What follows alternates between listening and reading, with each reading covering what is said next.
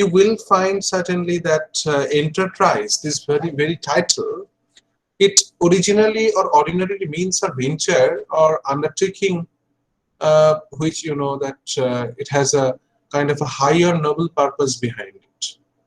মানে কখন আমরা বলি এন্টারপ্রাইজ, যখন তুমি বলো যে আলটিমেটলি এটাই তোমার লক্ষ্য, যে লক্ষ্যটাকে ফলো করে বা with a particular form of purpose, keeping behind that particular purpose, you are being engaging yourself in a particular form of venture, সেটাকেই বলা হয় এন্টারপ্রাইজ। এখানে যে কবিতাটা রয়েছে আর কি, মানে এই যে এন্টারপ্রাইজটা আমরা এখানে দেখতে পাচ্ছি, এই এন্টারপ্রাইজটা কিন্তু মূলত একটা পিলগ্রিমেজকে প্রিফিগার করছে। That's why you will find that the poem actually begins with a particular reference to a pilgrimage. Now the question suddenly arises that is it simply referring to a kind of a pilgrimage, or maybe referring to the pilgrims who are directly or indirectly taking part in that particular formation of journey, or rather it is actually prefiguring a particular kind of symbolic journey. That means whether it is literal or whether it is symbolic or allegorical. Now what happens, that whenever we are engaged in such a kind of a journey, whenever we are engaged in such a kind of orientation of life story or something, we find that somehow the poet like Nissim Ezekiel, he is always orienting in terms of double layers of signification, in terms of double layer of meaning. And that's why, though here you will find a kind of pilgrimage is being oriented, pilgrimage has been pointed out, but at the same time you will find that somehow it is also associating a kind of a journey that actually takes its origin in a particular journey of life. Life-এর জার্নিটাও কিন্তু এর সঙ্গে সঙ্গে প্রিফিগার করতে পারে। So it is a kind of a journey to a holy place, reaching which the aim will be fulfilled and peace or happiness will be achieved. What will actually happen, we will get in this particular text. Towards the end of this particular text, you will find a kind of a lesson, a kind of a moral lesson will be provided, will be pointed out. So that's why here you will find that literally the enterprise is a kind of a venture or undertaking a kind of a journey having noble purpose behind him, and ultimately it has a purpose to achieve peace. It is the purpose to achieve the salvation. The purpose is to reach your destination, that is the pilgrimage actually. And fundamentally, so far as the title of this particular poem is concerned, so far as the basic focus of enterprise is concerned, we have to prefigure, we have to consider that it is a kind of a symbolic and allegorical kind of a journey that actually shows something about the journey of a life. And that's why various kinds of problems, various kinds of obstacles that the pilgrims are actually facing, the different kind of stages that will be discussed in this particular poem, these will be considered in a different way, in a different orientation altogether. So fundamentally it is a journey, as I've mentioned just now, but if you consider that it is referring to the journey of an artist's life, that can also be pointed out here. Okay, so it is a kind of a journey of a poet's life, it is a journey of an artist's life. Okay, everything will be discussed obviously. So let us begin with the text, what it says actually. It begins, as I mentioned, that in that particular journey you will get different stages being incorporated. There are altogether, if we try to break this particular poem, then you will find that the text can be divided into 7 different stages. Okay, I repeat, if we try to break this particular poem, you will find that the 7 different stages have been incorporated. First of all, let us go with the literal meaning, and then we will obviously concentrate on the allegorical signification, or maybe the symbolic signification that it incorporates, and the different kinds of the themes and the questions. So these will be discussed later. Now, what happens, that the text actually begins with a particular formation of an illusion. Whenever you will find that whenever a person is engaged in the process of pilgrimage, just on the verge of beginning a kind of a journey, he has certainly some focus. He has some some desire, some wishes to be fulfilled. And fundamentally, here you will find that in the very beginning part, okay, the first stage of the journey, here you will find that the mind is always exalted, and each and every kind of burden, it seems to be light. Now, what happens, that as the journey progresses, you will find that the orientation of the positivity, it will certainly got negated. What happens, that whenever you are being engaged in such a kind of a journey, when you are in search of your ideology or in search of the ideal construct, whether it is God, whether it is the pilgrimage, whether it is something related to spiritualism, okay, everywhere you are just aiming at the destination and you are beginning your journey, and at the end or in midst of this particular journey you are facing different kinds of problems, different kinds of obstacles that actually arise, and at the end what actually happens, this is the final orientation that the text actually purports. So here you will find it begins that it started as a pilgrimage. That means, it's a kind of an enterprise. You were aiming at something, gaining at something. So fundamentally, the journey started as a pilgrimage. And as you are, it's a kind of an illusion and disillusionment, a kind of an utopic orientation. Different kinds of dichotomies are there.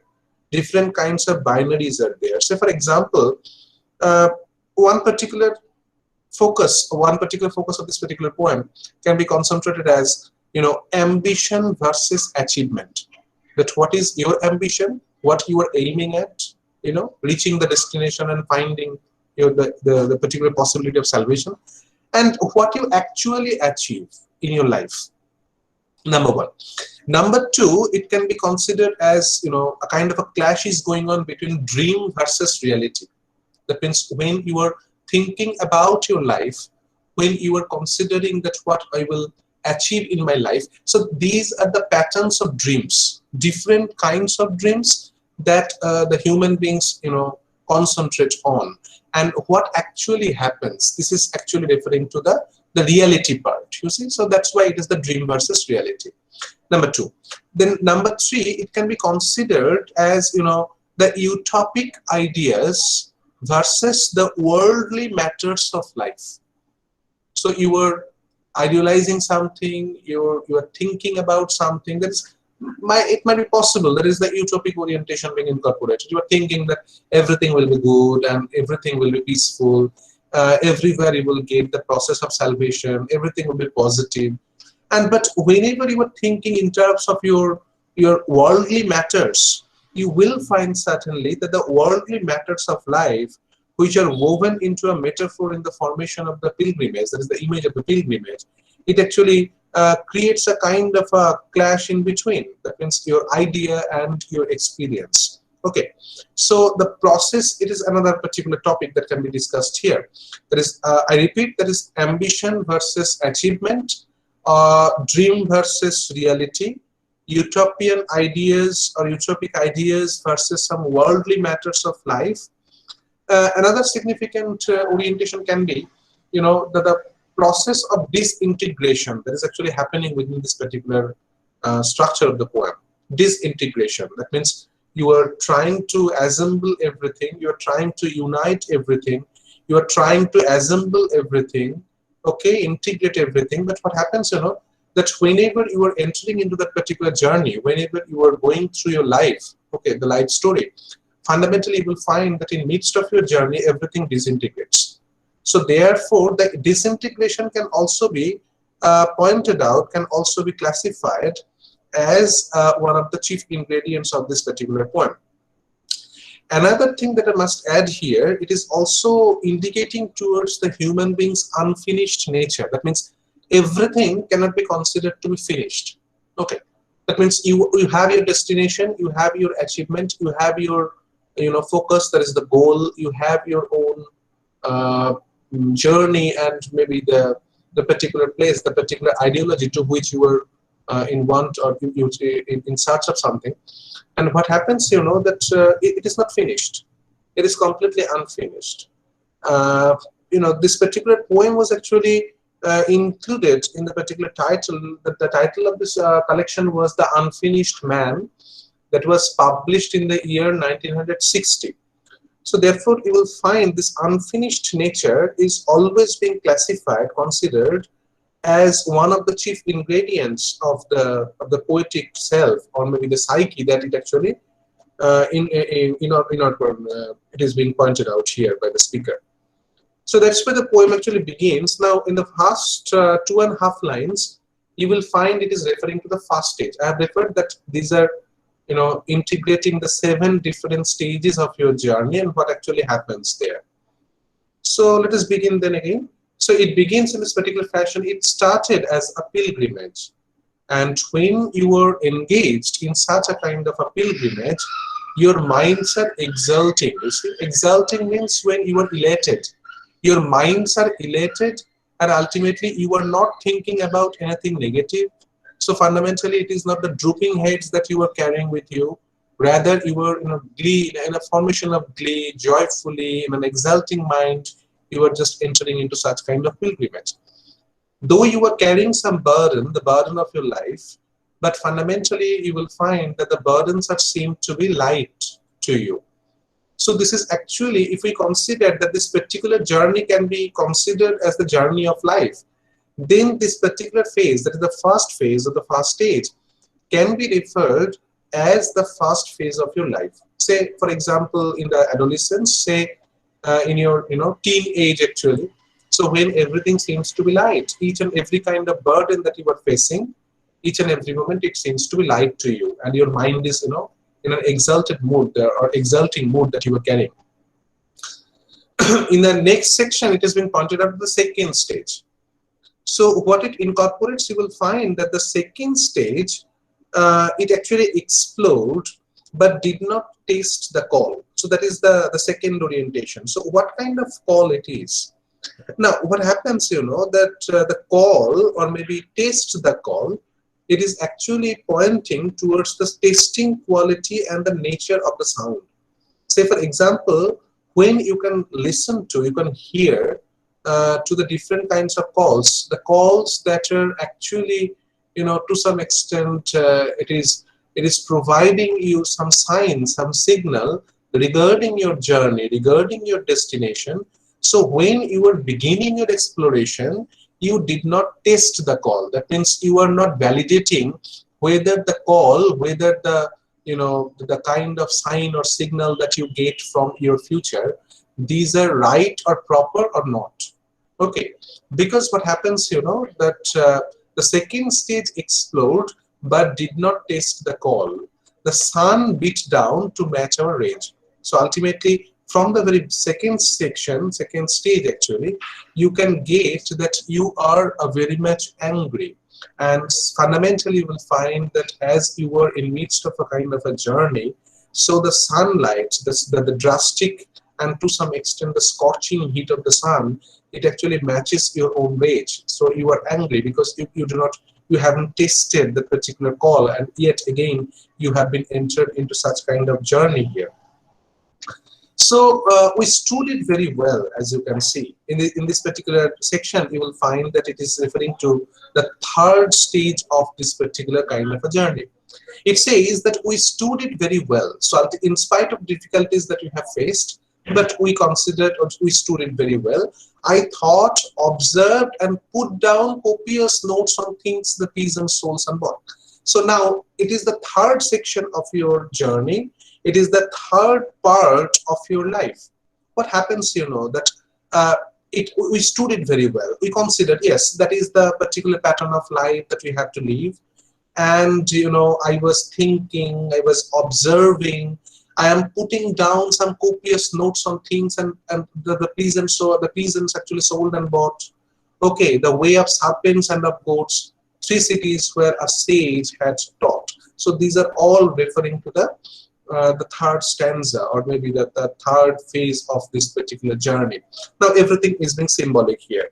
Say for example, the plentiful notes that I am putting down, that actually signifies that various kinds of things that you were experiencing in your life, you were just trying to enter the notes on it, and the minute details of everything will provide you the essential formations of experience that is actually needed.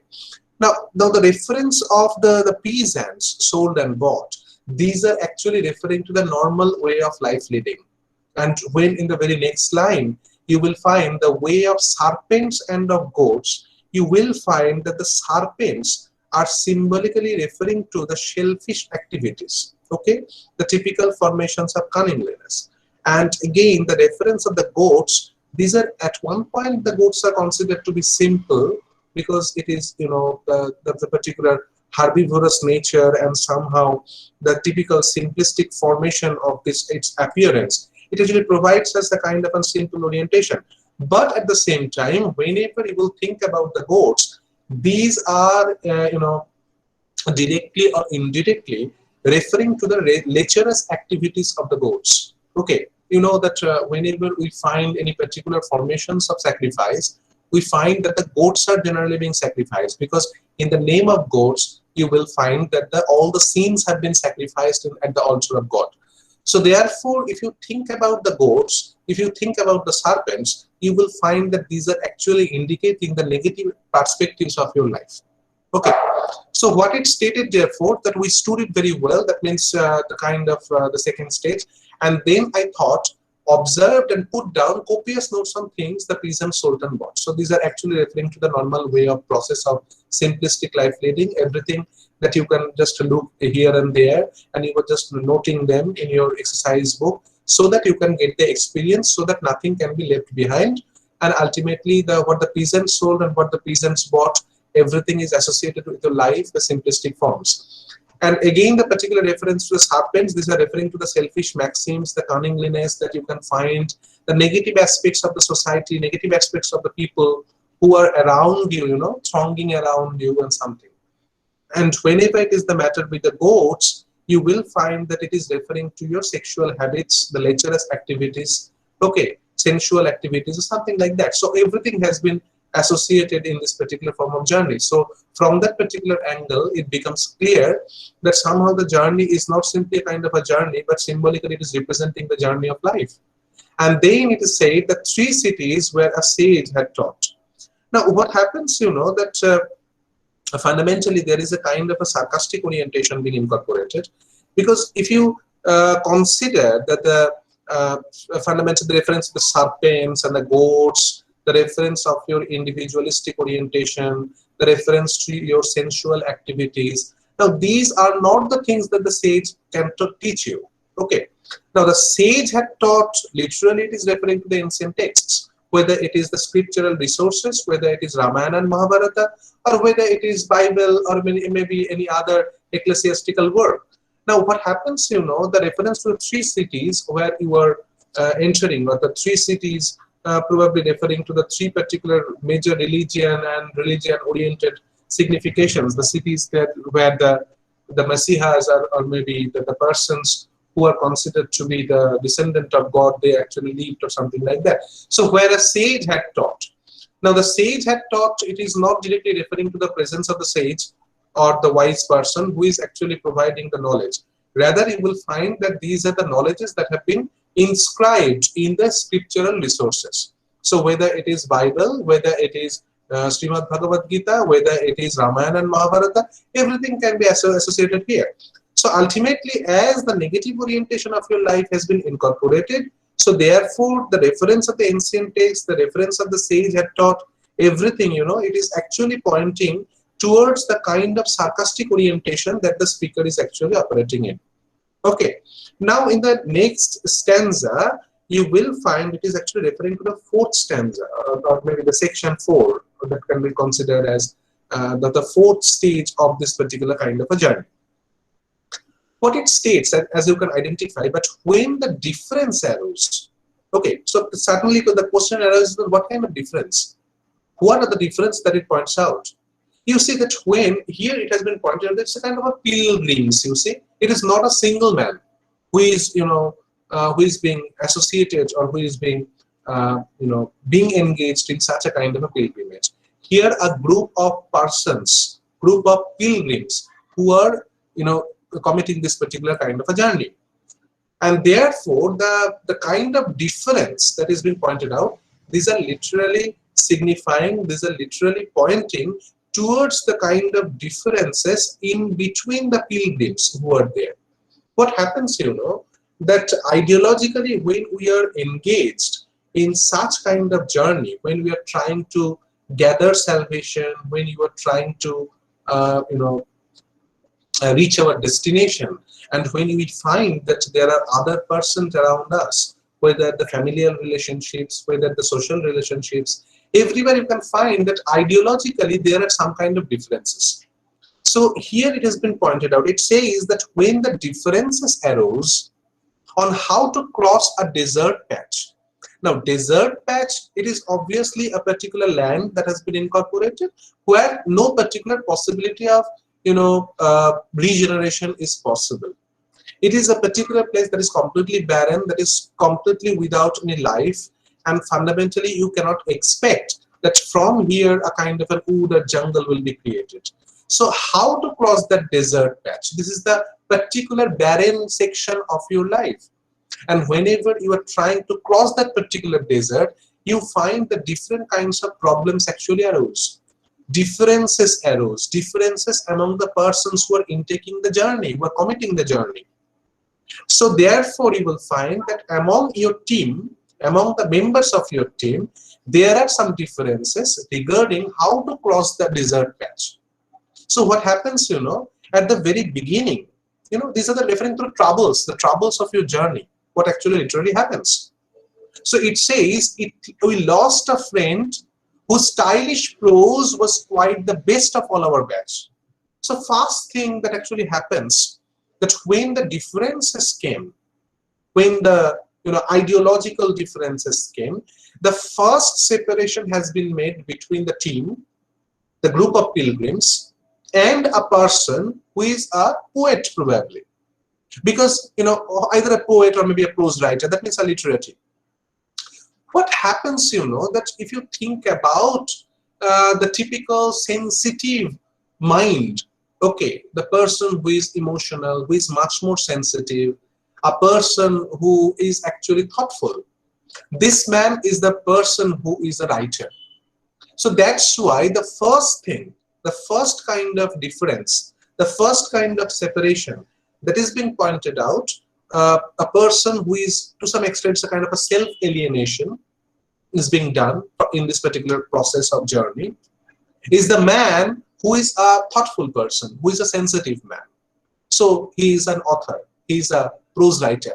So that's why it says that, but when the differences arose on how to cross a desert patch, we lost a friend whose stylish prose was quite the best of all our batch. So he was a writer, he could write well. A shadow fall on us and grows. So generally the question arises, what form of shadow is being pointed out here? Is it a kind of a shadow, literal shadow, or rather it is a shadow of suspicion? So it is a shadow of disbelief probably. That to some extent a suspicion arose within you, a disbelief arose within you. You are thinking that whether this particular pilgrimage will be successful or not. Okay, you are thinking, you are considering, you are repining that ultimately should I get the particular process of salvation? Should I get that salvation? So therefore it says a shadow falls on us, and gradually it is growing. So it actually gives birth to the future troubles.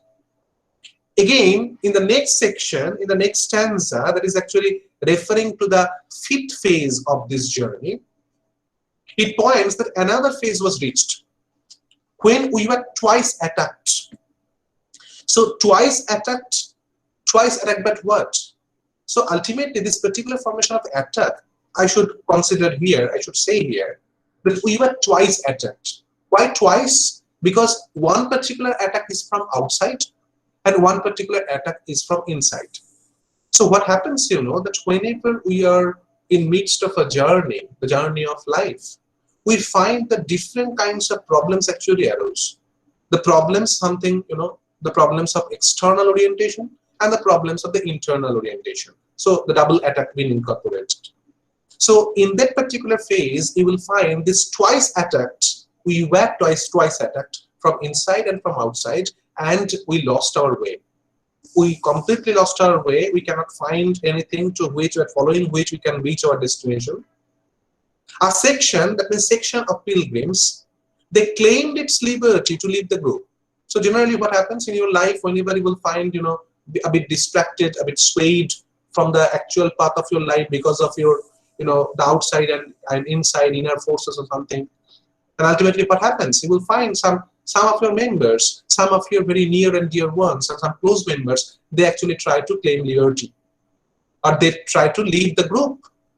I tried to pray, okay, and at that very moment what happens? At that very moment you find that, okay, I must consider that there are some persons who can lead me, who can guide me in this particular form. What happens? There are some leaders who actually say some lies. Okay, here you will find that our leader said he smelled the sea.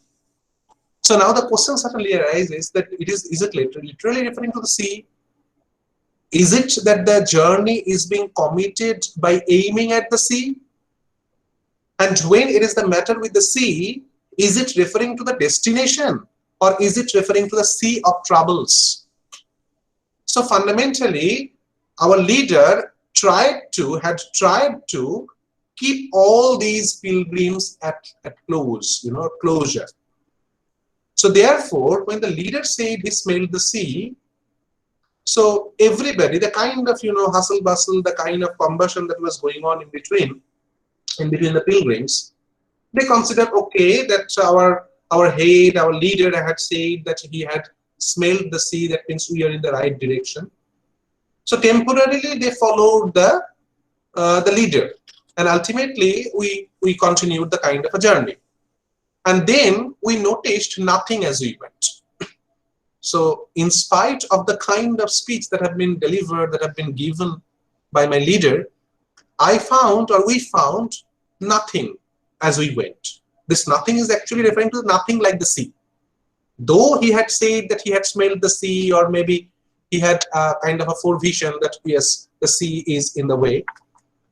So ultimately we noticed nothing as we went. So we considered that at that very moment that the leader had said a lie, a complete lie is there. A straggling crowd of little hope. So now, after finding nothing simply in our life, we were just like a straggling crowd of little hope. We cannot find anything hopeful regarding our journey. Ignoring what the thunder meant, the thunder is actually referring to the danger and death. That is the spell by the thunder. So danger maybe, or maybe the death, the possibilities, the various kinds of possibilities. When you are, completely being swayed from the actual track, you find that it is the different kind of dangers, the different kinds of deaths can be in between it. It might be coming. So we noticed nothing as we went. We are just like a straggling crowd of little hope. And at that very moment, ignoring what the thunder meant, the thunder referring to the danger and death, deprived of common needs, we cannot find anything in this particular life. We cannot find the common needs like soap. Soap is a very trivial, or maybe very, it's not unimportant kind of thing, but ultimately it is the common need. Don't consider that soap is the actual thing that is being pointed out. Rather, soap is an example. The daily needs, the daily commodities that you are in need of, these kinds of things, even these cannot be found in your life in general. So nothing is there. So ultimately, what was the condition? Some were completely broken, some merely bent. And then, at that very moment, at the seventh section, that is the seventh phase of this particular journey, here it has been pointed out that when finally we reached the place. So the place was there. We hardly knew why we are there. So ultimately, they reached the destination, the apparent destination following which the whole life has been passed. And when you have reached the destination, what you will gather, what you will find? You find no particular possibility of salvation. You have found that, okay, following this, I actually tried to move and move and move. And when you reach the destination, you are considering that hardly knew why you were there. Okay, what is the actual reason? So ultimately, everything seems to be meaningless here. This is the typical orientation of existentialism, as you can see. So it is the life. Life is a tale. Remember Macbeth's line. Life is a tale, okay, told by an idiot, full of sound and fury, signifying nothing. That particular nothingness, that particular meaninglessness is at the core. When you are, say for example, each and every moment you are trying to grab everything in your life, the material values, okay, the pleasurable accessories, the pleasures actually. But when you have reached the destination, you think you are everywhere, you know, tomorrow and tomorrow and tomorrow creeps in this petty pace to the last syllable of recorded time. And all our yesterdays have lighted foods. Okay. So there you will find each and every moment you are trying to secure your future. But future, it is a very problematic and hazy term. The future never comes. In this world of uncertainties, you will find one particular thing is certain, that is your death. And this meaningless existence that you were leading, this is actually, you know, it is creating us some fools, making us fools. So therefore, when you reach that apparent quote-unquote destination, aiming which you have actually run throughout your life, when you reach the destination, it seems to be that why we are here. And the trip had darkened every face. Each and everyone who are engaged in that particular kind of a journey. So here you will find that somehow it has darkened every face. Our deeds were neither great nor rare. We consider that, but it happens actually that at the very beginning when you were doing something, it seems to be okay. I will do something that will be considered great among the mankind. But ultimately, when you have completed that, you will find that, oh, it's an ordinary thing. Okay, it could be done by anybody else. So where was the necessity? Where was the rarity? It was not a great journey. It was not a kind of a great work that I have always aimed at. And just considering it as important, as rare, and as great, I have sacrificed all my life. Okay, I have sacrificed the smiles of my relatives. I have sacrificed my important time. I have sacrificed my youth. Everything has been gone away. And ultimately, when you have reached that particular position, when you have reached that particular, end point, it will seem to you that ultimately I have lost my everything. So therefore, there is no need for such kind of journey. And this is the realization ultimately. So the trip had darkened every face. Our deeds were neither great nor rare. And you will, at that very moment, you find that home is where we have to gather grace. It is not outside. It is not the kind of a pilgrimage. It is not the kind of a journey that we have engaged in, or we were engaged in. Ultimately, that is the realization. You will find that the answer is home. Home is where we have to gather grace. So not from trouble-torn, distant, external pilgrimage, but from a peaceful home from where one can get God's kindness, protection, help, everything, So if you consider that what is the fundamental focus of this particular kind of a pilgrimage, it's a kind of a mere illusion ultimately. You are trying to find something, and at the end you will find, oh no, what I have aimed for, these are nothing simply. So ultimately the journey was a complete failure. And you consider that, okay, that if I lived at my home actually, there lies everything that I actually aimed for. Remember, there is a particular poem I should mention here. The poem by T.S. Eliot, and the name of the poem is Journey of the Magi. There also Eliot actually procured the same orientation. Okay, if you go through the poem of Journey of the Magi, you will find that at the end of this particular poem, when the journey has been committed, and ultimately when the speakers say that it was, I'm quoting actually, it was said that it was, you may say, satisfactory. So the search for the Christ birth and ultimately the establishment of Christianity could not bring anything, anything positive to the typical Christian world. It is not a kind of salvation. Rather, the essential, or maybe there are the prevalent, to some extent, degeneration that is actually being present within the West at the time, or maybe the modern West.